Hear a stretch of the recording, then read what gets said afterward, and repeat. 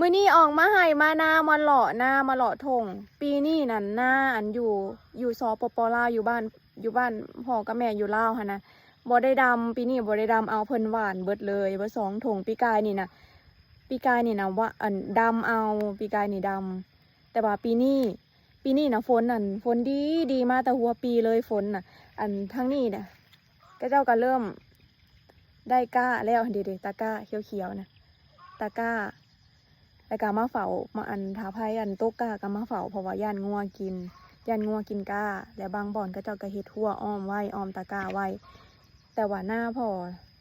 อกับแม่เจนอยู่สปปลาวหั่นน่ะปีนี้ก็เจ้าหวานเอาเพราะว่าก็เจ้ายากเบียกแน่กับปานี่ก็เลยว่าพากันหวานเพราะว่า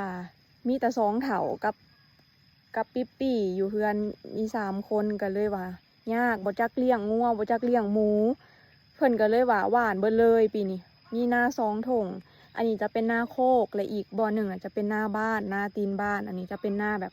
หน้าไกลบ้านเพิ่นจะเอิ้นว่าหน้าโคกค่ะนะหวานเอาเบิดเลยสบายปีนี้แต่พุ่นและยามเกี่ยวมันก็สิค่อนข้างที่จะเกี่ยวยากแน่เพราะว่าถ้ายามเกี่ยวนั้นก็จะจ้างคนแน่แล้วก็ใส่เครื่องตัดหญ้าตัดน้ำเพราะว่าอยู่ทางบ้านเจนยังบ่ได้ค่อยได้นิยมแบบเอารถมาเกี่ยวนะเพราะมันเป็นหน้าแบบมันเป็นหน้าไห่น้อยๆมันบ่แม่นหน้าไห่ใหญ่ๆแบบให้เอารถเกี่ยวลงไปเกี่ยวบาทเดียวแล้วมันก็แล้วจังซี่หั่นนะบรรยากาศทงไห้ทงนาว้ายผู้สุดลูกหูลูกตาทงนากว้างแฮงตะกี้นั่นแต่ข้าวยังน้อยๆน่ะมาดำนาน่ะมานอนนาหลังจากที่ผ่าคงเฮียนเนาะช่วงนี้นะช่วงเดือนมิถุนากรกฎาสิงหานี่นะจะเป็นช่วงปิดเทอมอยู่ทางฝั่งลาวแล้วก็หลังจากปิดเทอมใหญ่แล้วนะก็สิออกมาดำนามาอยู่นาให้อยู่นาแล้วก็ดำนาแล้วจังเข้าไปอยู่บ้านจังสิเพราะว่าตะกี้น่ะตั้งแต่ข้าวที่เจนยังเฮียนอยู่พี่นะอยู่อาศัยอยู่พี่นะกะสิดำหน้าทุกปีซอยพ่อซอยแม่ดำหน้าเกี่ยวเขาแล้วตะกี้นะกะสิอยู่ตามไห่ดำหน้าตัวแหลตัวดำดินน้ำของขี้ไทยตะกี้นะเนาะกะม่วนไปอีกแบบหนึ่งมันเป็นแบบวิธีชีวิตที่แบบว่า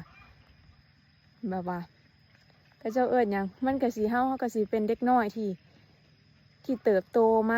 มาในท่ามกลางธรรมศาสตร์หลายๆทุ่งไห่ทุ่งนาบรรยากาศ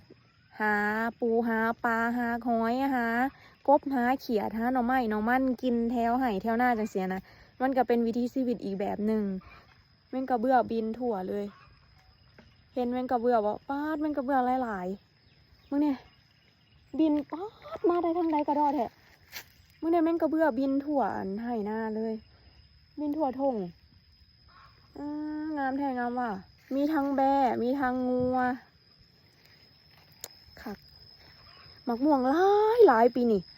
มักม่วงหลายแห้งไปต้นใดกะงัวน่ะกินจนบ่อยากคนก็กินจนบ่อยากมักม่วงหลายแท้หลายว่ะปีนี่หมากลำไยหมากไม้หลาย